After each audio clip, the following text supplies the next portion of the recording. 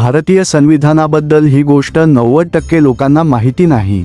संविधान तयार करण्यासाठी बाबासाहेब आंबेडकरांनी किती मेहनत घेतली होती हे ऐकून तुम्हालाही अभिमान वाटेल।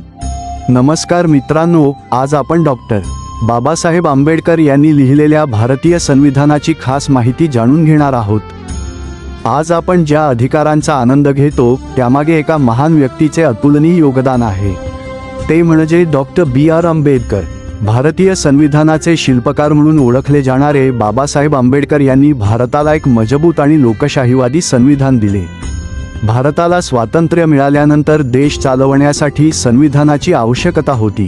त्यामुळे 29 ऑगस्ट 1947 रोजी मसुदा समितीची स्थापना करण्यात आली आणि तिचे अध्यक्ष म्हणून डॉक्टर बाबासाहेब आंबेडकर यांची निवड करण्यात आली। बाबासाहेबांनी आपल्या विद्वत्तेच्या आणि कायद्याच्या सखोल ज्ञानाच्या जोरावर संविधानाचा मसुदा तयार करण्याचे महान कार्य केले।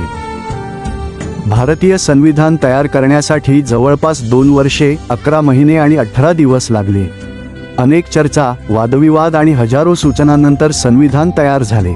भारतीय संविधान प्रत्येक नागरिकाला समानतेचा अधिकार, स्वातंत्र्याचा अधिकार, धर्मस्वातंत्र्याचा अधिकार आणि शिक्षणाचा अधिकार यांसारखे महत्त्वाचे अधिकार प्रदान करते।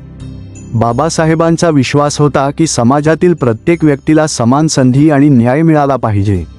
म्हणूनच संविधानात सामाजिक न्याय आणि समानतेला विशेष महत्त्व देण्यात आले।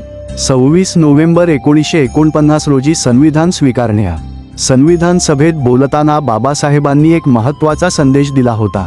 त्यांनी सांगितले होते की संविधान कितीही चांगले असले तरी ते राबवणारे लोक चांगले नसतील तर ते यशस्वी होऊ शकत नाही। आज भारतीय संविधान हे जगातील सर्वात मोठ्या आणि मजबूत संविधानांपैकी एक मानले जाते आणि यासाठी डॉक्टर बाबासाहेब आंबेडकर यांचे योगदान सदैव स्मरणात राहील। जर तुम्हाला ही माहिती आवडली असेल तर व्हिडिओला लाईक करा, शेअर करा आणि चॅनल सबस्क्राईब करायला विसरू नका। जय भीम, जय संविधान।